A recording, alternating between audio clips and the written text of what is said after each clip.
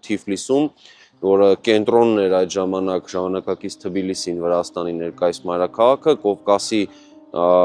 փոխարքային նստավայրներ ռուսական կայսրության համակարգում եւ դրանով պայմանավորված համարում էր այս տարածաշրջանի կենտրոնը եւ տնտեսական զարգացման բումը այնտեղ էր տեղի ունենում, իսկ այստեղ կար շատ հետաքրքիր փաստ, հայերը այստեղ թվականակով առաջինն էին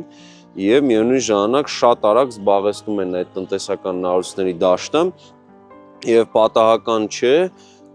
որ հայերը 19-րդ դարի վերջին եւ 20-րդ դարի սկզբին տնօրինում էին Թբիլիսի տարածքում եղած ընկերությունների կապիտալի 62%-ը եւ հետաքրքիր է, որ շատ արագ երբ որ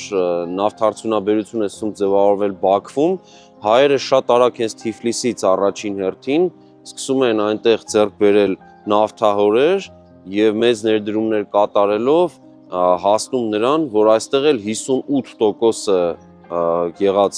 ընկերությունների, ձեռնարկությունների պատկանում էր հայերին եւ օրինակ նավթի արդյունահանման հետ կապված եթե նայում ենք, արդյունահանվող նավթի 54%-ը հենց հայ ձեռնարկատերերի սեփականություններ, այսինքն Նախագծի գլխավոր գործընկերն է Converse բանկը, ֆինանսական աշխարհի ձեր հուսալի գործընկերը։